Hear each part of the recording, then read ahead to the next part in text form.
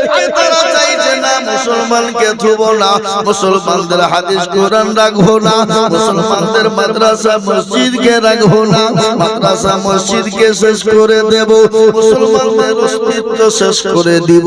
আমি বলবো ওরে বেঈমান কাফেরের বাটা কাফের। আবু জেহেল বলেছিল ধুবো না, আবু জেহেল বলেছিল মুহাম্মদ তোমার ধর্মকে ধুবো না, তোমার বংশ নির্বংশ করে দেব। আল্লাহ বলে নবী গো আপনি কোনো টেনশন করবেন না, আজকে যারা আপনাকে নির্বংশ করে দিতে চায় আমি আল্লাহ তাদেরকে নির্বংশ করে দেব, তাদের অস্তিত্ব ধুব না। আজকে বলুন তো আবু জেহেলের কোনো অস্তিত্ব আছে? এই কথা বলেন না কেন? আবু জেহেলের অস্তিত্ব আছে? আবু জেহেলের অস্তিত্ব নাই। পৃথিবীর জমিনে বহু ধর্মের ব্যক্তি আছে, বহু ধর্ম আছে, জাতি ধর্ম বর্ণ নির্বিশেষে বহু ধর্ম রয়েছে। হিন্দু মুসলমান ডমডকল মুচি মেথর বাগদি কলভিল মুচি মুন্ডা প্রত্যেকটা জাতি আছে, কিন্তু কোন জাতির সন্তানের নাম আবু জেহেল রাখে না। কি বুঝছেন আপনারা বলেন? রাখে? তার মানে ওরা সবাই জানে যে এক নম্বরে গ্রেড মার্কা হারামি ছিল আবু জেহেল। কি ছিল জোরে বলুন? হারামি মার্কা ছিল কে? আবু জেহেল। ওটা জানে না? আজকে আমাদের দেশের লোক যারা নামাজ পড়ে না, রোজা করে না, কোন নাই কোন মানে উত্তর দক্ষিণ কিছু নাই, তাকে যদি পাকা আবু জেহেল তো আপনার ঠুটনি উড়িয়ে দিবি। গাই তুমি আবু জেহেল বলে, আবু জেহেল বলে কি বুঝলে? বুঝলেন না? তাহলে ও মত করো জানে যে আবু জেহেল পাকা হারাম ছিল। কি ঠিক না? বাড়ি জোরে বলুন।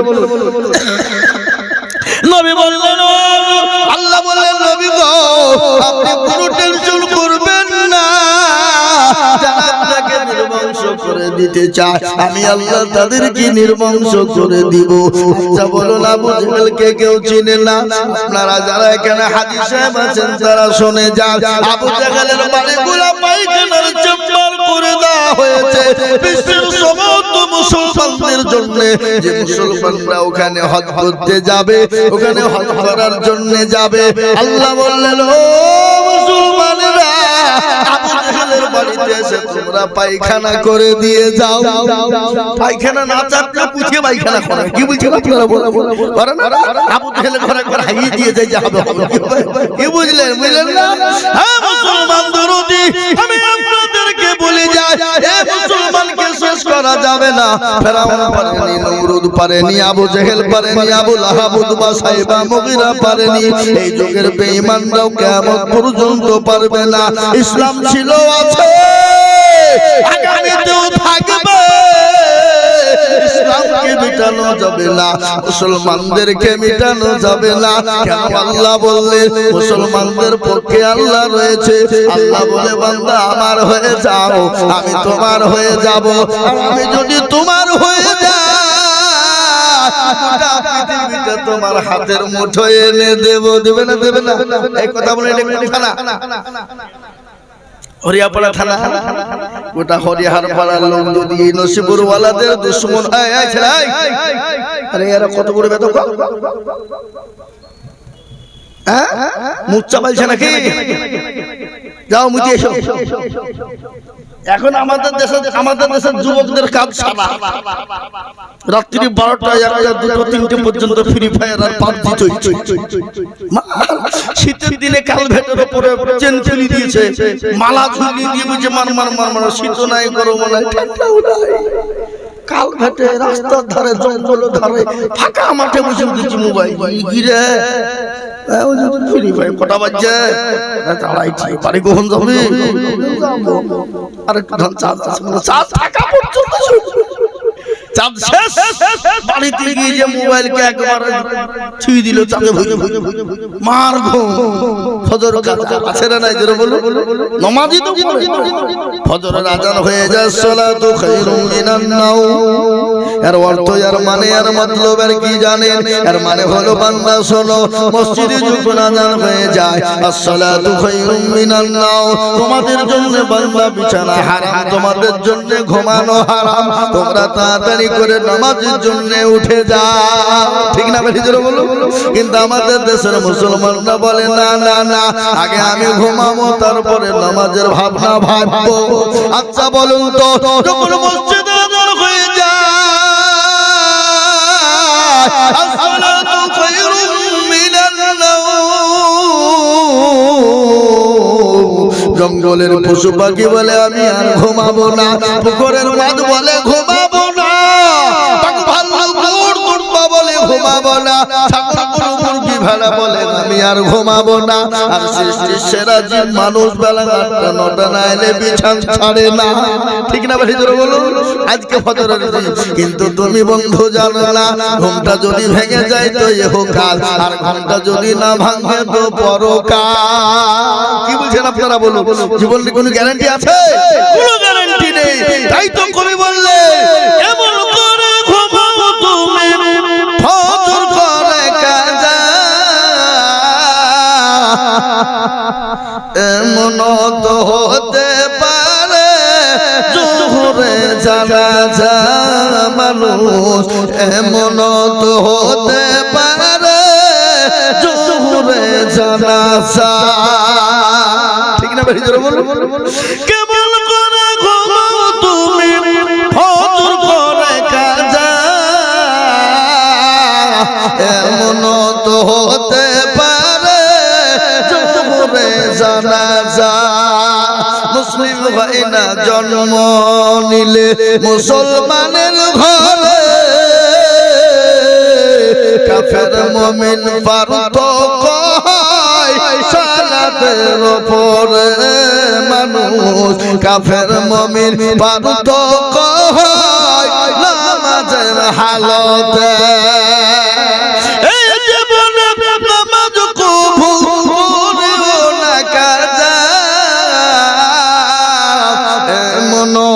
হতে পারে জোহরে জানাজা মানুষ, এমন তো হতে পারে জোহরে জানাজা। কি করে ঘুমাও বলো? তুমি কি জানো না কবে তোমার ঘুম ভাঙবে? এ জীবনের গ্যারান্টি না, বিশ্বাস নাই। ও যুবক, কত যুবক আমাদের সামনে চলে গেল, কত তরুণ মোটর সাইকেলের চাকার তলে লরির চাকায় চলে গেল, কত মানুষ ডাম্পারের তলায় চলে গেল। ও যুবক, তুমি মনে করো আমি হয়তো বেঁচে থাকবো, আরে যুবক, জীবনের কোনো গ্যারান্টি নেই। কখন আছো কখন না। সময় থাকতে মসজিদ মুখী হয়ে যাও, এখনো সময় থাকতে দিন ভীরু হয়ে যাও, এখনো সময় থাকতে কোরআনওয়ালা বেনে যাও। তুমি নামাজি দিনদার ইমানদার কোরআনওয়ালা হতে পারো, দুনিয়াতে শান্তি, পরকালে শান্তি, কবরে শান্তি। আর কবর বড় কেমন কঠিন একটু শুনবা। আল্লাহর নবী জনাবে মুহাম্মদুর রাসূলুল্লাহ সাল্লাল্লাহু আলাইহি ওয়াসাল্লাম মা খাদিজার উপর মাথা দিয়ে শোয়া। নবী বললেন, খাদিজা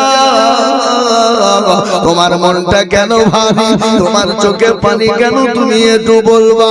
বলে, নবী গো আমি কেন কান্না করি আপনি জানেননি? বলে, কেন?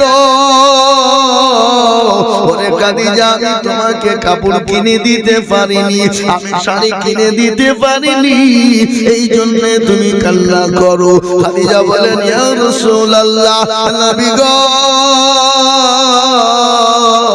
আমি এই জন্য কান্না করি না। বলে, কেন কান্না করো? বলে, ইয়া রাসূলুল্লাহ আমি কেন কান্না করি আপনি একটু শুনবেন। বলো, নবী বললেন, খাদিজা তোমার বাড়ি 3 দিন চুলো জ্বলে না, এই জন্য তুমি কান্না করো নাকি? খাদিজা বলেন, ইয়া রাসূলুল্লাহ আমি আপনাকে 40 স্বর্ণ তুলে দিলাম, আমি জীবনেও কোনোদিন কান্না করি না, আমি আপনাকে কোনোদিন জিজ্ঞাসা করি না নবী গো আপনি কোন পথে খরচ করলেন? নবী আমি কেন কান্না করি একটু শুনবে। বলে, খাদিজা বলো। বলে, ইয়া রাসূলুল্লাহ কবর বড় কঠিন, যে কবরে বাতে নাই বিছানা নাই, যে কবরে বন্ধু নাই বান্ধবী নাই, যে কবরে সাথী নাই, যে কবরে লাই লাইট নাই বাতি নাই।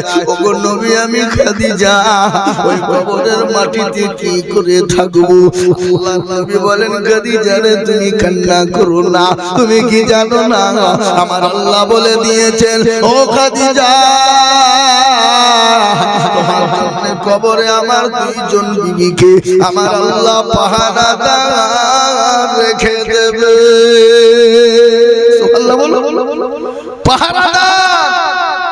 মা খাদিজা চুপ হয়ে গেল আনন্দে খুশিতে না তার জন্য ভাই। খাদিজা বলেন ইয়া রাসূলুল্লাহ ওই দুইজন বিবি আপনি কোথায় পেলেন? মেয়েদের ভিতরে আছে না নাই জোরে বলুন। তাতে নবীর বিবি হোক, তাতে মৌলবীর বিবি হোক, যেই বিবি হোক, কি বুঝেন আপনারা বলুন ঠিক না ভাই? কিন্তু হিংসা মাফ করেছেন কে? শুনলেন? একটা কথা বলে দিই, যার উপর রাগ আছে তুমি এই যে আজ টাকা বড় করতে করতে হয়েছিল আগো মা বোনেরা একটু সামনে আগে এসো, মা তোমাদেরই বাইরে করছে, একটু আগে এসো। ওরা জীবন আসবে না অজ তুই ডাকো বলো মৌলবি বল আমি কালি করেছি কত জায়গায় ডাকলে মেরে এক ধাপ লড়বে না, যেখানে বসে আছি এক ধাপ লড়বে না। আর আমাদের উঠাও মুশকিল বা কেন ছেলে ফিলিয়ে পড়লে আছে বুঝলেন না, এত উঠা উঠা বসা বসে ঠিক ঠিক ঝামেলা কেন ধরে বলুন। হ্যাঁ তো মা বোনেরা তোমরা যদি নাও বসে উঠে তো লাইন ধরে যারা পেছনে দাঁড়িয়ে আছে তাদেরকে সামনে পাঠিয়ে দাও, কি ঠিক তো নাকি? হ্যাঁ আল্লাহু আকবার। বিশ্ব নবী বললেন খাদিজা তুমি চিন্তা করো না, কিন্তু শুনেলেন কারোর উপর রাগ থাকে দেখা মারি খবরদার মারামারি করবেন না, মেরে দিবেন না। যদি তার উপর তাকে যদি শাস্তি দিতে হয় আমি একটা পদ্ধতি বলে দিয়ে যাচ্ছি, আপনারা এটা অবলম্বন করবেন, দেখবেন অটোমেটিক সে নিজেই মরবে। ওটা মারতে হবে কি ডবল বিহি দিয়ে দিতে হবে, সালাম ডবল বিহি দিতে হবে। দুটো বিয়ে করা যে কি জ্বালা, যে বিয়ে করে সেই বুঝে কি বুঝলেন আপনারা? এর মতন জ্বালা আর পৃথিবীতে নাই, যে বিয়ে করে সেই বুঝে জ্বালা। একজনকে এনে দিবেন আর একজন তল চোখে তাকায়, আর একজনকে এনে দিবেন না মুখ ভারী, অন্য কিছু বলতে গেলে আপনাকে ধাক্কা দিয়ে ফেলে দেবে। কিন্তু আল্লাহ এটা মাফ করেছে বিবিদের জন্য, এটা কি বুঝলেন? জোরে বলো ঠিক না ভাই? আল্লাহর নবীর বিবি বিটি হযরত ফাতেমা একদিন কোরআন তেলাওয়াত করছেন। কোরআন বুঝেন না আপনারা? কোরআন তেলাওয়াত একটা আয়াত নাজিল হয়ে গেল, ফাতেমা ওই জায়গাতে আস্তে করে কোরআন পড়তে শুরু করে দিল। হযরত আলী ঘরে বসা, তিনি মুচকি মুচকি হেসে যায়। আল্লাহর নবীর বিবি, আল্লাহর নবীর বিটি কোরআনের ওই জায়গায় আস্তে করে দিল। হযরত আলী মুচকি মুচকি হেসে গেল। হযরত আলী বলে ফাতেমা তুমি কোরআনের আয়াতটা জোরে পড়লে না কেন, আস্তে পড়লে বলো? আমি বুঝতে পেরেছি ফাতেমা, ও ফাতেমা একজন পুরুষের জন্য চারজন বিবাহ করা যায়। কি কয়জন জোরে বলুন? চারজন। তাই বলে আপনারা এখান থেকে যে আবার চারজন বিয়ে করে বসে বলছি যাক এত মৌলবীর বক্তব্য শোনো, আইজুল মৌলবী চারটি বিয়ে করার অনুমতি তো দিল, অনুমতি দিইনি। তখন মেয়েরা আমাকে গালিয়ে বুঝিয়ে ফেলবে, কোন ফতোয়া দিয়ে গেল আইজুল মৌলবী রে? আমার স্বামী আইজি বিয়ে করে কি ঢুকড়ি লেগে যায়? এ বাবা কি হইলে? আল্লাহর নবীর জামাই হযরত আলী বললেন বিবি, ও বিবি ফাতেমা আমার চারজন বিবাহ করার কোনো প্রয়োজন নাই, তুমি আমার এমন একজন বিবি, আমার চারজন বিবির সমতুল্য তুমি একাই। এ মুসলমান আমরা একটা বিয়ে করে তো বইয়ের হক আদায় করতে পারছি না, কি বলছেন আপনারা? বলুন বিবিকে কোনোদিন নিয়ে সব ফলে গিয়েছেন, রেস্টুরেন্টে গিয়েছেন, আপনি তো এখানে সেখানে এরম তেরাম তোরানি ফেরাম সব ঘুরে বেড়ালেন, আর বিবিকে বাড়িতে ভাত রান্না ছেলে আর গোবর তোল আর ছাগল চড়া গরু চড়া তোকে নিয়ে যাওয়ার সময় আমার। কিন্তু আমাদের কাছে কিছু যুবক আছে নিজের ভোরবেলাতে কিছু নাই, কিন্তু প্রেমিকাকে নিয়ে একেবারে বিয়ের আগে ফোন করে বলছে তুমি কি লিবা বলো, জান লাগলে দিয়ে দিব। আবার ওই হারাম যখন বিয়ে করে ও শাড়ি চাইলে বলে তুলে লাঠি মারে। কি কথা বলছেন না কেন বলেন? হ্যাঁ আর প্রেমিকা এরকম হারাম করে আপনাদের দেশে ইতিহাস আছে বাবা শুনলেন সব থেকে তিতো কি কালো কোকিল কালো কালো মাথার কেশ তার চাহিতে বেশি কালো মনের হিংসালে নিমতিতা নিমতা তিতা আরো তিতা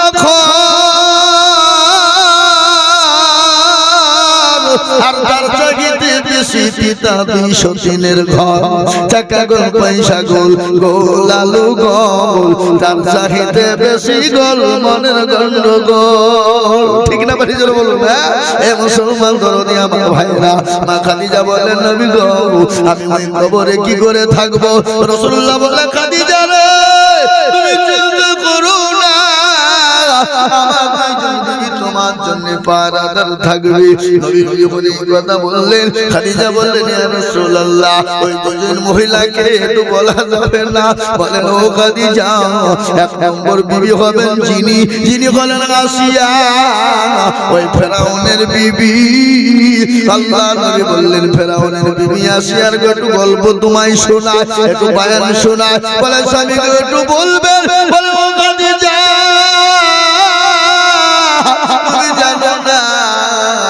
মিশরের মাটিতে ফেরাউনকে ভয়ে সবাই খোদা বলে মেনেছিল কিন্তু আসিয়া বলেছিল স্বামী গো আমি আপনাকে স্বামী ছাড়া অন্য রূপে আমি দেখি না আপনি আমার স্বামী আমি আপনাকে খোদা বলতে পারবো না আমি আপনাকে খোদা বলবো যিনি আসমানকে বানিয়েছেন জমিনকে বানিয়েছেন যিনি রাতকে দিন বানিয়েছেন যিনি দিনকে রাত বানিয়েছেন যিনি আপনাকে আমাকে বানিয়েছেন আমি তাকে ছাড়া মেনে নেব না ওই বাসিয়ার উপরে অত্যাচার হয়ে গেল মরুভূমির প্রান্তে নিয়ে যাওয়া হলো উলঙ্গা করে দেওয়া হলো জল্লাদকে বললো জল্লাদ আমার আসিয়া বিবিকে মার যত মারবি মার একবারে মেরে মেরে যতক্ষণ পর্যন্ত আমাকে খোদা না বলবে ততক্ষণ পর্যন্ত পেদানি শুরু করে দিবি আসিয়াকে মারতে শুরু করে দিল উলঙ্গা করে দিল নারী দেহ নরম দেহ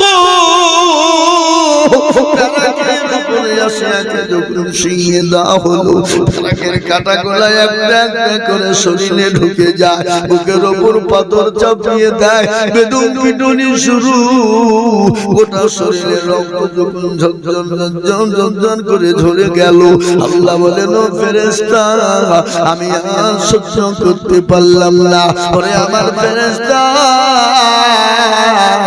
আসিয়ার জন্য জান্নাতের 8টা দরজা খুলে দাও 8টা দরজা খুলে দাও সে মৃত্যুর আগে 8টা জান্নাতের দরজা জানে দেখে মরতে পারে এটা আমি আপনাদের কাছে শোনাই রে বাপ আজ ইসলামের জন্য আসিয়া জীবনের রক্ত দিয়ে দিল সবাই জীবনের রক্ত দিয়ে দিল সাহাবারা বিবিকে দাও করে দিল সন্তানকে এতিম করে দিল ইসলামের জন্য কোরআনের জন্য নবীর জন্য হাদিসের মধ্যে রাসূলুল্লাহ বলেছেন আল্লাহি ওয়াল্লাহি লা ইউমিনু আহাদুকুম হাত্তা আকুনা আহাব্বা ইলাইহি মিন ওয়াহদিহি ওয়া ওয়ালাদিহি ওয়ান নাসি আজমাইন রাসূলুল্লাহ বলে গেলেন ওই ব্যক্তি যতক্ষণ পর্যন্ত মুমিন হতে পারে না নিজের জীবনের থেকে বিবি বাচ্চা জমি গাড়ি বাড়ি দুল সম্পদের থেকে আল্লাহ তাআলাকে না ভালোবাসবে ততক্ষণ মুমিন হতে পারবো না তাই আমি আপনাদেরকে বলবো পৃথিবীর জমিনে হুজুর যতদিন বেঁচে থাকবো আল্লাহ তাআলার রাসূলকে নিজের জীবনের থেকে বেশি ভালোবাসবো একটু হাতটা উঁচু করে দিয়ে আমার আল্লাহকে দেখিয়ে বলুন না ইনশাআল্লাহ নামিয়ে দেন হাত তুলে নিয়ে দেখো বলতে ওরা কেউ মনে হচ্ছে যে মৌলভী মনে হয় আদায় লাইনে যাবে নাকি রে হাত এ বাবা এটা তো মাদ্রাসার জালসা কি বলছেন আপনারা বলুন আপনারা জানেন না কি কথা বলেন হবে জানেন না আর আদায় না হলে হাতে তৈরি হবে আর হাতে তৈরি না হলে মাদ্রাসা তৈরি হবে কি আর মাদ্রাসা না হলে মসজিদে ইমাম পাবেন কত দিকে আপনি আপনার বাপের জানাজা পড়াবে কে আপনার মায়ের জানাজা পড়াবে কে আপনার মা বাবার বিয়ে পড়াবে কে সেদিন আমাকে একজন বলছে মৌলবী দরকার নাই আমি বললাম এদিকে মৌলবী দরকার নাই আমি তাকে বলছি এই মৌলবী দরকার না মানে মৌলবী দরকার না তো বলে না তাহলে আমি একটা প্রশ্ন করি হ্যাঁ কথা আমাকে বুঝান আমি বললাম যে মৌলবী যদি দরকার না হয় তাহলে তুই হলি কি বলে আমার মায়ের পেট থেকে। ও তো তোর মায়ের পেট থেকে হলো, তো তোর মায়ের পেট থেকে তো তুই কইলো কেন? ওই যে আমার বাপ। ও তো তোর বাপ আর মা কি ফিরে হইলো এক জায়গায়? বলে বিয়ে, তো বিয়ে কে পড়াইলো? বল বল বল বল কে পড়াইলো? আজ তোকে দুটো প্রশ্ন করব, তুই বল যে মৌলবীর দরকার হয়নি, এমনি এমনি হয়ে গেছে, তাহলে তুই জারুল সন্তান। আর না হলে বল যে মৌলবী লেগেছে আমাকে, আমার মা বাবার বিয়ে পড়াইছে মৌলবী দিয়ে, তারপর আমি হয়েছি। দুটো স্বীকার কর। তখন মৌলবীদেরকে ফারা যাবে না রে, এ কুতা থেকে কুতা ভরি দিল। কি বুঝলে মৌলবীর দরকার আছে না নাই জোরে বলুন, কথা বলেন না কেন? আজকে অনেক লোক আছে মৌলবীকে গাল দেয় দেয় না, মৌলবীকে গালি বুঝে ফেলে। আবার যখন মৌলবী আর বাড়িতে যাই তো দেশি মুরগি জবাই কিনে মৌলবীকে খাওয়া। কি কথা কন না ঠিক না বেটা? আছে না না? মৌলবীকে গাল দিল, কিন্তু মৌলবী যদি তার বাড়িতে যায় মৌলবীকে ভালো জায়গা দেয়, ভালো বিছানা দেয়, ভালো নতুন চাদর বের করে মৌলবীকে বসতে দেয়, আবার মুরগি জবাই করে খাওয়া। আদায় করতে হবে না, পাইয়ে না শোনা তোমার নিয়ত হয়েছিল। কি বুঝলেন? কিন্তু যদি আদায় না করে দিতে মৌলবী আমাকে টাকা দেবে না, শুধু লোককে ওয়াজ শুনে যে টাকা আদায় না ফাদায় না, মৌলবীকে কি টাকা দেবে না? তার বড় বছর আর দিবে না। কি বলছেন আপনারা? বুঝলেন না? ওয়াজটা আদায় হবে না, খামাখা বক্তব্য করে বলেছে টাকা আদায় নাই ফাদায় নাই, টাকা দেন না, সামনে বছর লিখনি উলিয়ে বসবে কমিটি। কি বলছেন আপনারা? বলুন, এটা বাস্তব বলছি। আরেকটা শোনা শুনে আমি আপনাদেরকে শোনাবো, বসেন আপনারা, খালি বসে থাকেন। আদায় করতে গেলে আবার কিছু কিছু লোকে চুলকেনি হয়, তখন বক্তব্য দিছিল রে, এটা আদায় করে দাও শয়তান মানে পাছায় লেগেছে। কি বুঝলেন? কিছু লোক আছে মজলিস জড়ো করতে আসে, আবার কিছু লোক আছে মজলিস ভাঙতে আসে। কি বুঝছেন আপনারা? বলুন, কথা বললেন না? কিছু লোক নবীর দরবারে চলে যেতেন, নবীকে বলতেন ইয়া রাসূলুল্লাহ আমি আপনার দলে, আমার মজলিস থেকে বেরিয়ে যে আবু জেহেলের দলে গিয়ে বলতো, গো আবু জেহেল, ওগো নেতা, মুহাম্মদের কাছে গিয়েছিলাম আর কি করার জন্য, আপনার কাছে আমি তো আপনার আসল লোক। আল্লাহ জানিয়ে বললেন নবী গো, আপনি যাদেরকে বন্ধু মনে করে ওরা আপনার বন্ধু নয়, ওরা হলো আপনার শত্রু, তারা মুনাফিক। জালসার মজলিসে কিছু লোক আছে মজলিস লোড করে দেয়, যখন মৌলবী কালেকশন শুরু করে দেয় উঠে পালিয়ে যায়। শয়তান বলছে চলার শুনবি না, পালা। তারা হলো মুনাফিকেরাও তাই পড়ে যায় বিনা কারণে। এবার কারো পোশাক লেগে যে আমি মৌলবী তো আটকাতে পারি না। কি বলছেন আপনারা? পারবো? হ্যাঁ, এটাও শুনেলেন, রাসূলুল্লাহ বলে দিলেন। আল্লাহু আকবার। নবী একদিন মসজিদে নববীতে সাহাবাদের বসা, ইতিমধ্যে এক ইহুদি মসজিদে এসে দাঁড়িয়ে পোশাক পরে নবী বলল থামো, আর আল্লাহর হতে দাও, কিডনির ক্ষতি হবে, পোশাকটা ক্লিয়ার হতে দাও, পোশাকটা ক্লিয়ার হয়ে যাক, অসুস্থ হয়ে যাবে। আমার নবী কত জাস্টিস সুপ্রিম ইনসাফ আলা জজ, আমার নবী কত বড় সার্জেন্ট, আমার নবী কত বড় ডাক্তার। পোশাক আটকালে শরীরের ক্ষতি হবে, পোশাকের ভিতরে কিডনির ক্ষতি হয়ে যেতে পারে। কিন্তু ওগো মুসলমান, এটা আমার নবী আজ থেকে 1450 বছর আগে বলে গেছে। এটা এখন বিজ্ঞানিক যারা, তারা এটা রিসার্চ করে প্রমাণ করে বললেন মুহাম্মদ সাল্লাল্লাহু আলাইহি ওয়াসাল্লাম যেটা বলে গেছে সেটা বারহাক সত্য, এটা মিথ্যা হতে পারে না। কি পারে? যারা বলুন পারে? পারে না। এই মুসলমান দরদি আমার ভাইরা, অনেকে হাত তুললে অনেকেই তুলে না, ওরা মনে করছে তুললে বিপদ হয়ে যাবে। কিন্তু যেটা কেউ দেখে না সেটা দেখেন কে? যেটা কেউ জানে না সেটা জানেন কে? যেটা কেউ বোঝে না সেটা বোঝে কে? সবাই বলে আমি ভালো, আমি জানি কি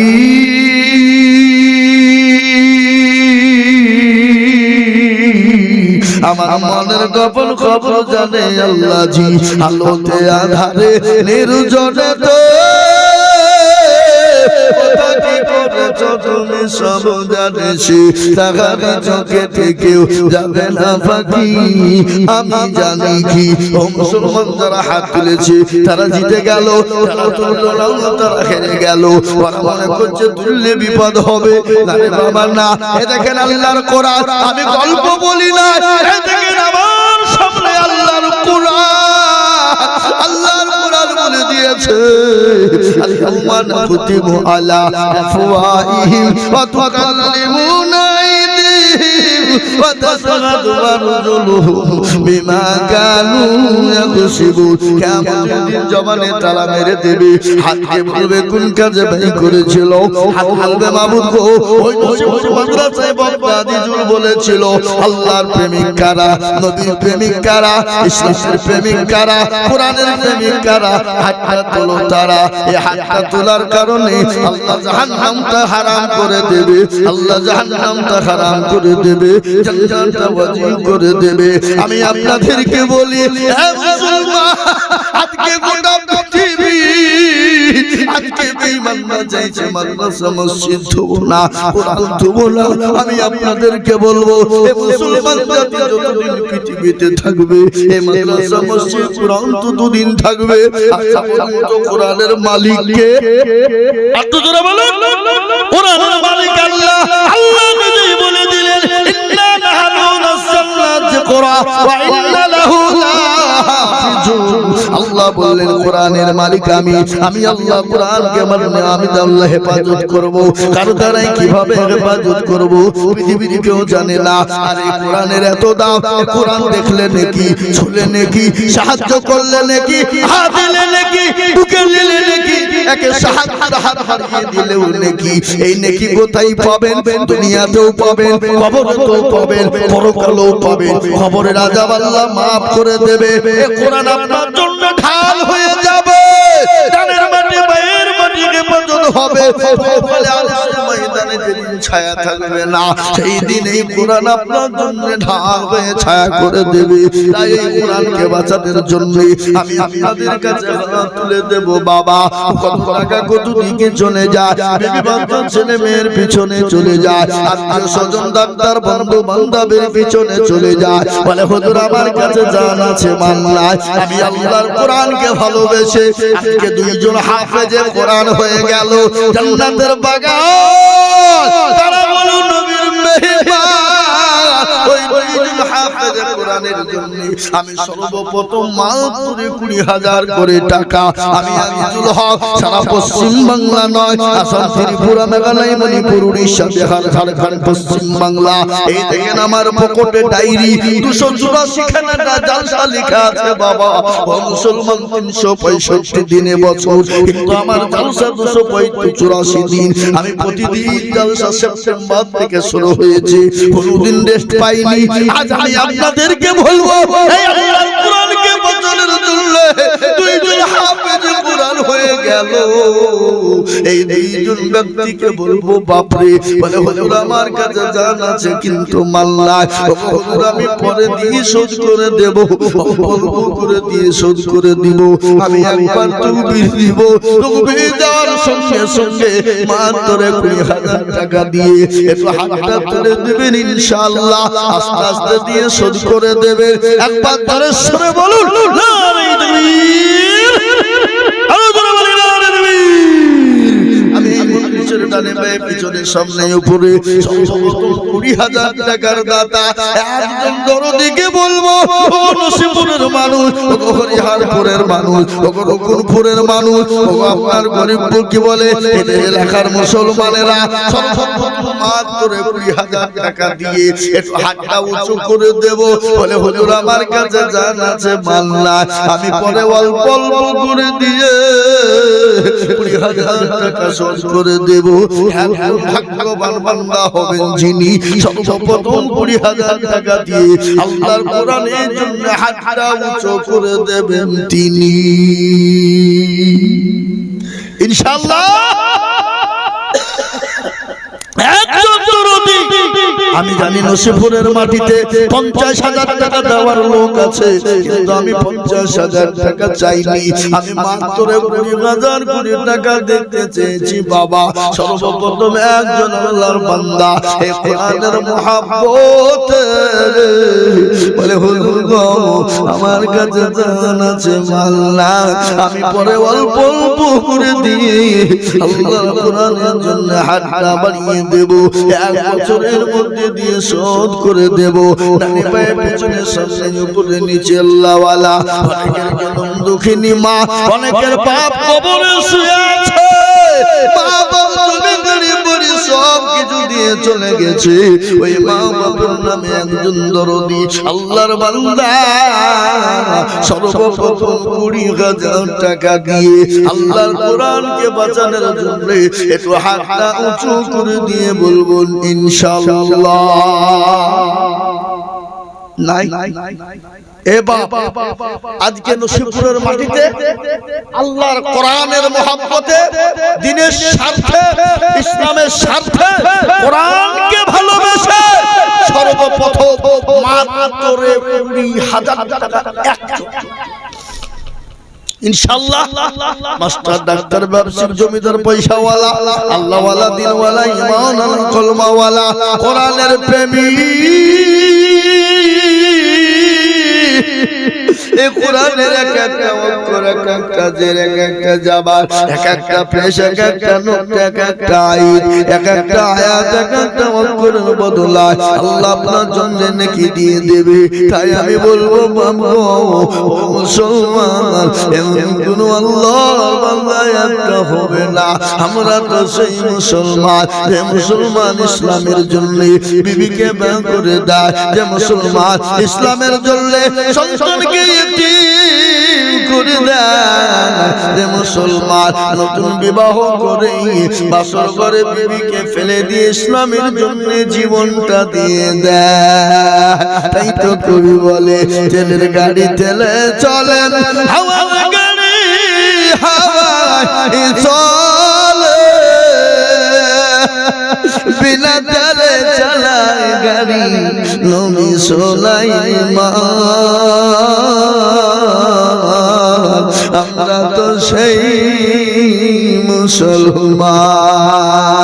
ও মুসলমান গো, এত বড় মজলিসের ভিতরে এমন কোন আল্লাহর একজন দরুদি বান্দা হবে না। ডানে বায়ে পিছনে সামনে আল্লাহর কোরআনের জন্য সর্বপ্রথম 20,000 টাকা দিয়ে একটু হাতটা উঁচু করে বলবে হুজুর গো আমার কাছে জান আছে মাল্লা, ও হুজুর আমি 1 বছরের মধ্যে অল্প অল্প করে দিয়ে আমার আল্লাহর কোরআনকে জিন্দা রাখার জন্য আমি 20,000 টাকা দিব। এমন কোন ভাগ্যবান একজন দরদি হবে না। এবার নসিবপুরের মাটিতে একটা আল্লাহর বান্দা 20,000 টাকা দেওয়ার মতন ভাগ্যবান দরদি নাই, নাই একজন নাই। একটু বলুন আল্লাহর বান্দা পরে দেবেন, অল্প অল্প করে দেবেন, থেমে থেমে দেবেন, ইনশাআল্লাহ আল্লাহর রাস্তায় দেবেন, আল্লাহ বাড়িয়ে দেবে, আল্লাহ জানে মালে বরকত দেবে, আল্লাহ ধন সম্পদ বাড়িয়ে দেবে। জি একটু বলুন আল্লাহর পেয়ারা বান্দা ভাগ্যবান হবেন যিনি সর্বপ্রথম ইনশাআল্লাহ আল্লাহর কোরআনের মহব্বতে ইনশাআল্লাহ মাত্র 20,000 টাকা। কি আপনাদের দেশে একটা লোক 20,000 টাকা দেওয়ার মতন ভাগ্যবান নাই? নাই ইনশাআল্লাহ।